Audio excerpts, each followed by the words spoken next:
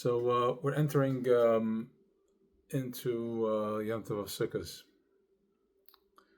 So where do we need to be on Sukkot? What are the doors that are opening up for us on Sukkot, and where do we need to dial in within ourselves to be aligned with Yom Tov Sukkot? So Sukkot is a time of Simcha. Simcha is it's a hard job. It's not easy to acquire Simcha. It's not easy to stay at a certain vibration for an hour, 2, 3. But then coming to 8 days, that's a lot, to hold, and that is where it's at. In other words, the channel is that's where the chef is coming through, and because it's such a force. Makifim the Bina, which we'll explain soon, because it's coming at such a force, then it's the only way to receive, to open up our receiver, ourselves, to be able to receive the Shefa is through Simcha. So when we go into Simcha, the whole body shifts, and we're able to kind of like toivel. We're able to go into the water of Simcha, to the ocean of Simcha, immerse ourselves with Simcha, embrace the Simcha, become one with the Simcha. And Nisar Hamayim, right? Similar in where they would pour water on the Mizbeach, which was a very crazy avoid. There was a time where they poured the water, and there was Ruach HaKodesh, means like a Holy Spirit that was revealed at that time.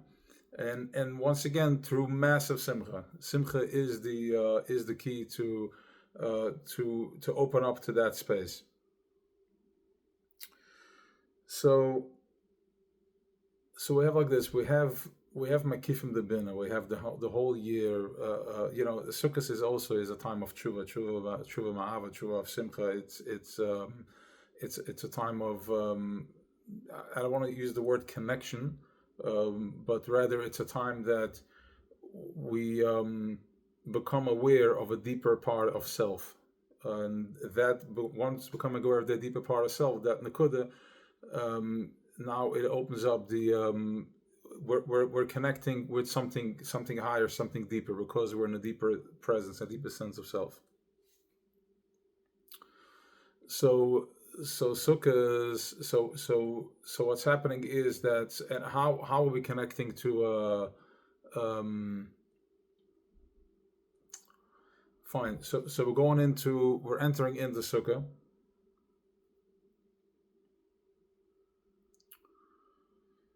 The sukkah is we're going into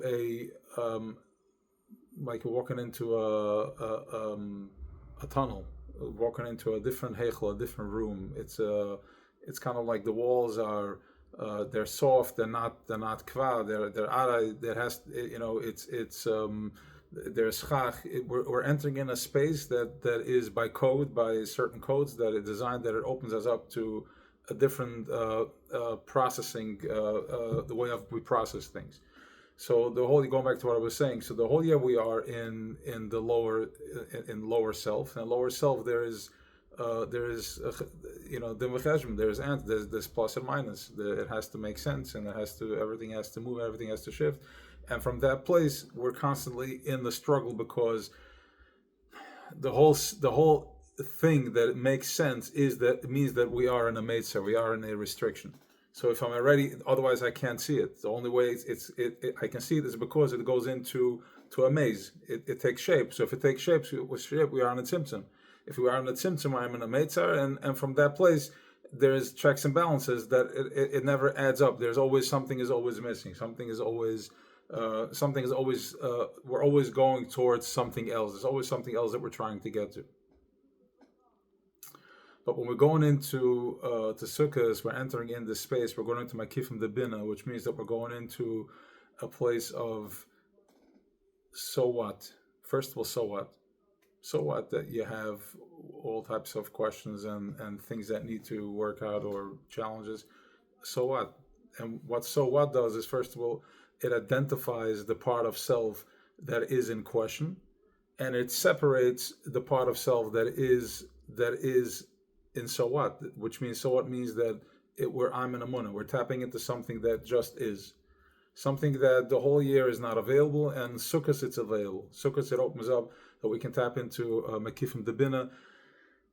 The Makiv is anything that surrounds the center. The center is where things make sense, and the Makiv is that just is. It's just one sound. It's already, it's, you know, when you put the finger on top of a crystal glass, and it starts making a sound. That's what we're going into when we're entering in the Sukkah. We're going into that place of Makifim where everything is just one sound. It's one vibration. It's one tone. And so that is the Sukkah. Then we take the Lulav. The Lulav is, you know, it says by the Egel, it says that Vayotzer Bacheret. I think, don't quote me on it. Vayotzer. So it says that. So Rashi says, it says that what they put it into, one understanding is that they put it into some sort of like a cloth, the gold, and then they threw it into the fire. And then the other translation is that it was some sort of like a pen that was able to carve out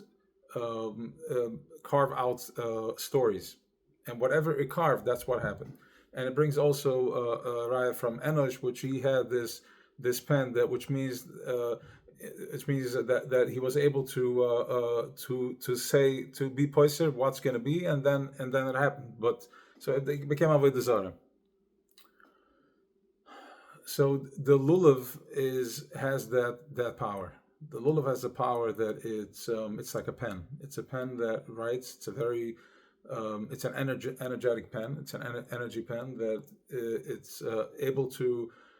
It communicates. It writes. It activates, and it also transmits. So, what language does it speak? It speaks the language of going into the four corners. We're going into Mizrach. We're going first to the right, which we're bringing down Chesed, Chasadim, and then we're going into Gevuras, going into the left side, and then we go to the front, bringing in the Feretz, the balance, or being able to hold it, so on and so forth, until we're going into the Keser. I mean, it's not a line. Yes, it's Keser, but actually, what it's was Chachma Ben Adas. I think that's what it is. Chachma Ben Adas. Shaking it 3 times. I have to look at it.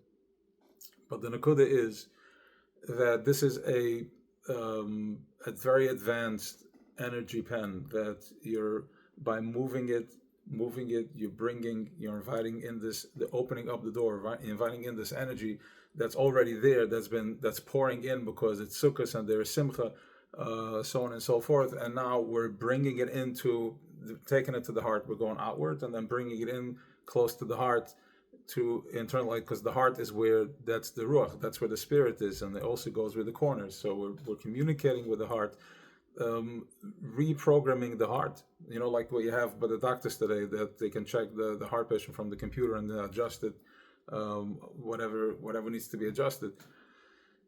So the esrog and the lulav is that type of process, and it goes the same. Women can also do the lulav as well as. It works together, because as one is writing, it's being written on the malchus, which is the feminine, is the malchus. So whatever is being written and transmitted, that is, the transmission happens through das. Das is the presence. So the lulav also brings das. It activates. For this Yom Tov, das is becoming mindful of self. Becoming mindful of self, maybe how I appreciate the Yom Tov, what it means to me, or how I don't feel it, how I'm not connected in an emotional way, but more in a stronger presence way.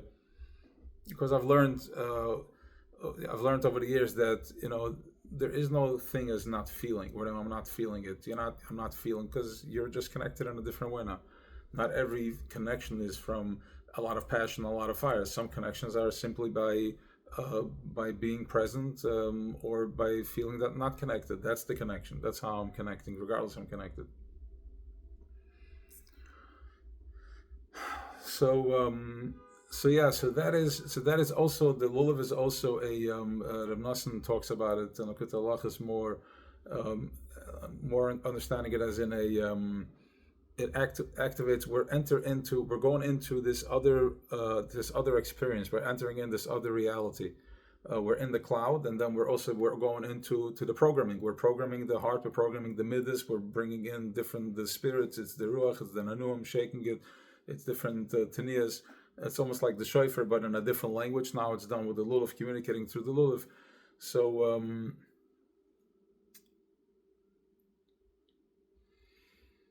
yeah, fine. So so that is the matzah with that.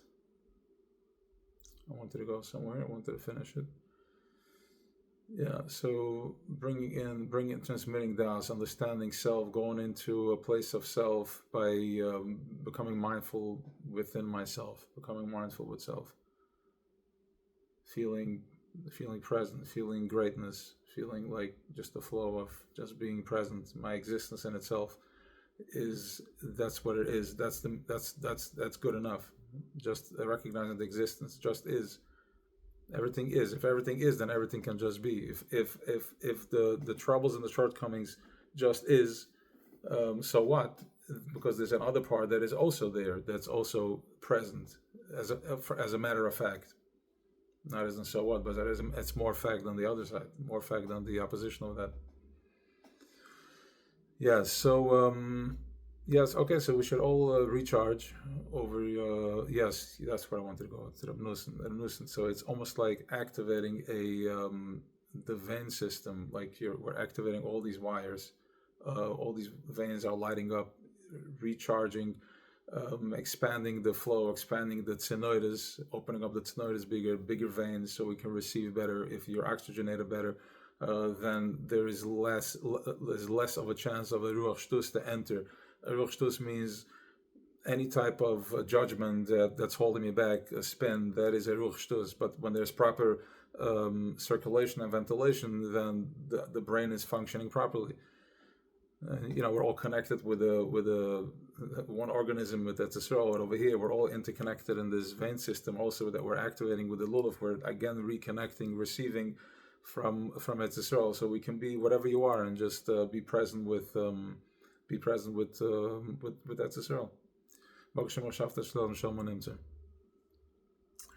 Anyways, have an awesome Yom Tov, and it should be simcha, should be healing, it should be foolish shalemas for everybody, physically, emotionally, spiritually, and we should all connect to a place of certainty.